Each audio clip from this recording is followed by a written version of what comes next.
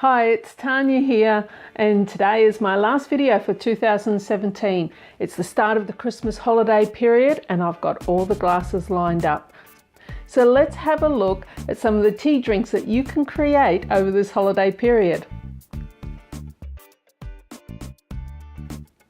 So we're going to look at 3 different versions of tea drinks. I'm going to show you the non-alcoholic version, and then I'll show you an alcoholic version, and then it's up to you and you'll guess what one you prefer. And it is about the non-drinkers enjoying a drink as much as the people that enjoy an alcoholic drink. So we'll put these glasses to the side, so because that's going to be for a later drink. We're going to start with a nice cool option to begin with. Here I have Cold Brew Sencha, and that has been brewing for about 6 hours now, and I use 4 grams for 350 mils here of water. And so obviously for serving up a non-alcoholic version, there is nothing more refreshing to start a hot Christmas day with a lovely iced sencha. I think on this occasion I would add apple to it, because apple has that lovely bit of fruitiness, and because there's not a strong, there's no astringency here because it's been cold brew, and it would complement the vegetative and the apple of the sweetness, and that's just something to have them to munch on as they finish the drink. For an alcoholic version, I do sound enthusiastic on that bit, I would suggest gin. So just a nip of gin, and I tend to I don't tend to measure my alcohol, which is not always a good thing. So a nip of gin in there, and that's already got your junipers type of aroma in there. I'm using a Gordon's gin, but obviously your favourite gin is fine. Now I would also add some ice cubes to that as well, and then just pop the sencha over the top for a lovely refreshing drink. Now with the ice cubes, you could use your straight ice cubes, but be aware though, as the ice melts, it will water down the flavour of the sencha, so you could pre-make your ice cubes as frozen sencha as well to help ensure that that flavour is still there. So let's have a little taste.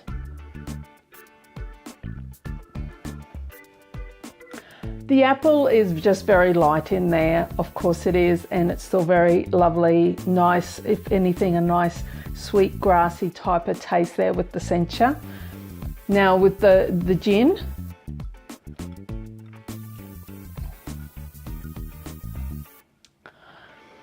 that is really beautiful. I had been told that the sencha goes well with gin.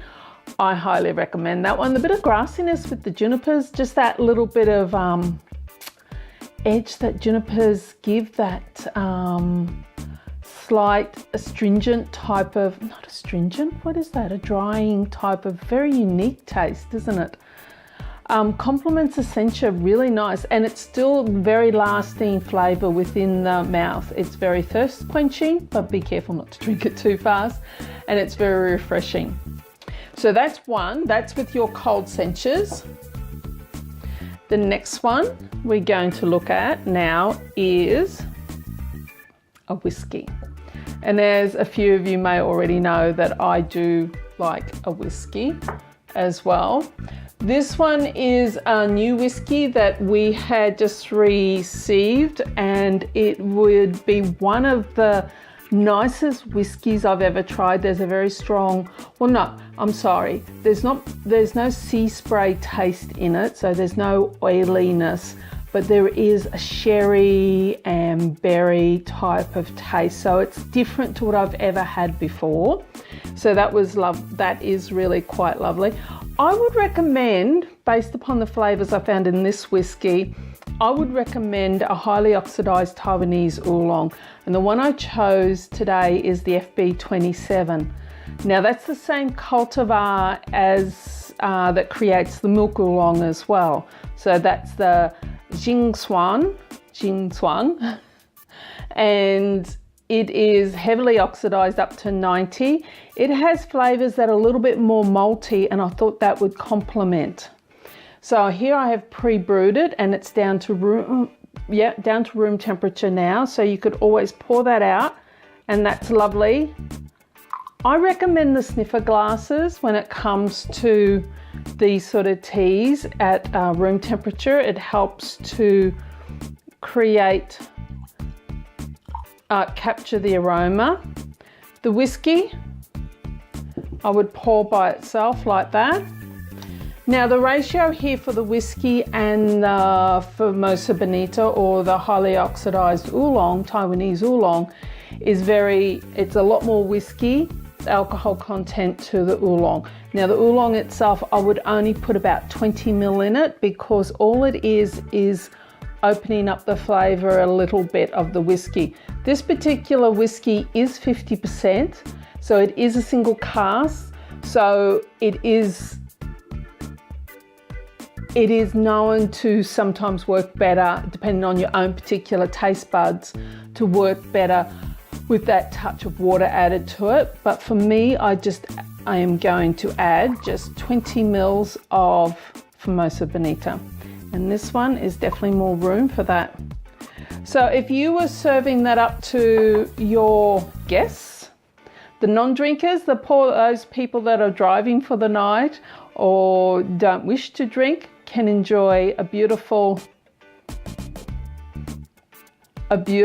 Formosa Bonita or a Taiwanese oolong, and there has got the aroma of, this glass captures the aroma, the maltiness, and a bit of the brown sugar as well in that.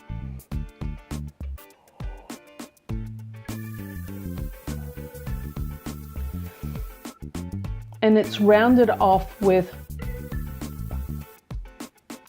a light berry. So those are the reasons why I thought it would go very well with the sherry. Now, I have not tried this beforehand, so my reaction is definitely first-hand reaction. So I have tried the whiskey though, I have to tell you. And it's just beautiful whiskey.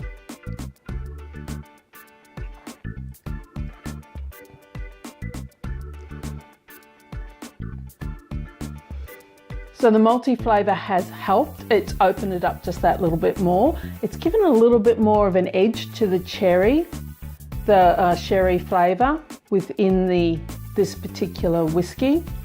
Like I say, there's a lot more sherry, there's a lot more berries within this whiskey, and it creates a really, I love the warmth that a whiskey gives you in the throat. Now that's your second drink. Now we're going to look at the third one. So I just went away and got the matcha and the heated water for the matcha, because now this is the third drink. I'm creating a simple matcha for those people that just want the matcha shots, or a matcha and champagne. Now the matcha and champagne was, as I make this, I'll tell you, was created by a friend of mine, Jean-Francois, and he created this for us one night, and it was a truly delicious drink. I have to say, I don't mind a champagne, and to have it with a matcha was very it went to the head quite well with the caffeine and everything. It did create quite a buzz. So this is the type of drink I would have either at the start of dinner. Oops. Put all that precious matcha into your drink, as you can see I'm doing. Now this has got about 2 grams of matcha with just a little bit of water to water it down. And then of course, just a drink of matcha as well.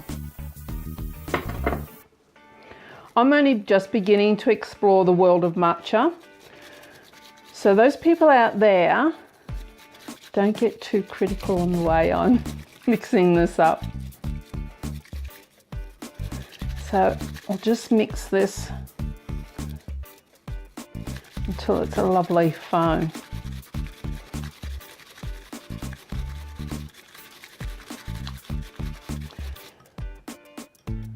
And I think you can see the lovely vibrant colour of that matcha. It's a beautiful matcha, this one. Put that over there. And the champagne is just carefully poured into this.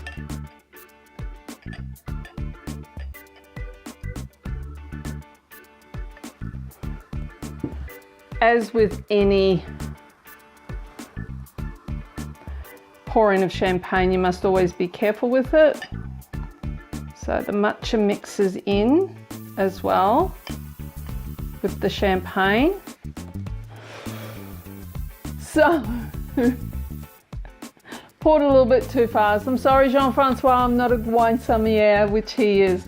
So again, this is the matcha.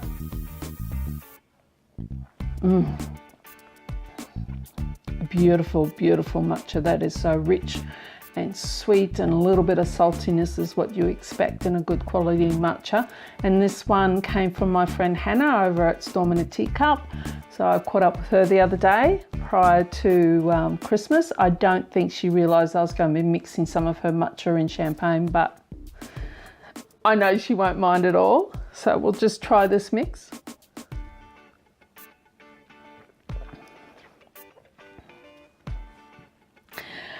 It's very nice. It gives a nice little bubble lift. It's like a different take on your champagne, and you know, I'm sure your guests will enjoy it. So these are the drinks for you to think about over summer.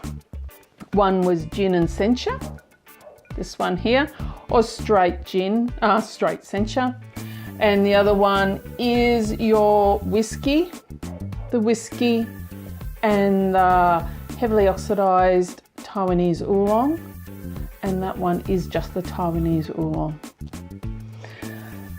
So I hope you've enjoyed today. It's just a quick one on some drinks. Enjoy your tea these summer holidays or the Christmas holiday break, even if it's cold or it's cold wherever you are in the other parts of the world. There's plenty of warm drinks here that you can use to warm you up as well.